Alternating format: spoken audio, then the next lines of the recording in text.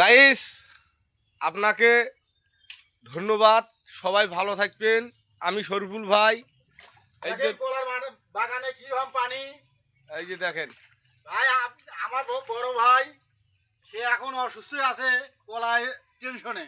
এই দেখেন যদি কোনো ব্যক্তি থাকেন তো আসতে পারেন, দেখি যেতে পারেন। সবাই এই বেচারাটার জন্য দোয়া করবেন। এই বেচারাটা শেষ। এই যে দেখেন গাইস, কত পানি। পানি পানির জন্য ভাইয়ের নাইলেও 1000 কলার গাছ নষ্ট হয়ে গিয়েছে।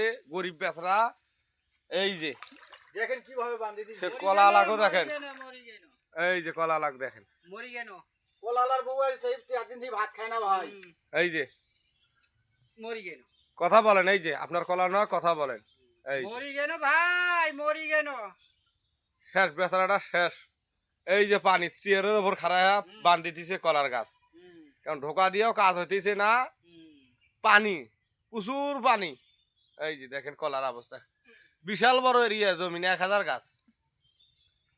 এই দেখেন আমি মাল গাছ মেরে আছি। এই যে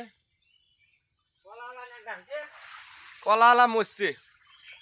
গাইস, আপনারা বেচারাটা যেন দোয়া করবেন, যে বেচারাটা যেন ঝামড়ি না যায়। হয়তো মনে করবেন কলার হালি 5 টাকা খাইলেন, কিন্তু এখন 5 টাকা দেওয়ার পাচ্ছেন না। প্রচুর কলার বাগান পানির নিচে চলিয়ে গেছে। এবার সম্ভব 20 টাকার থেকে উপরে হবে হালি। তো গাইস, ভালো থাকুন, সুস্থ থাকুন। আমি শরীফুল ভাই ভিডিওগুলো দেখাইতেছি। যদি ভালো লাগে লাইক, শেয়ার, কমেন্ট করুন। আর এই একটা থাপ্পড় একটা চর খাইবেন। বুঝলেন নাই? সবাই ভালো থাকুন।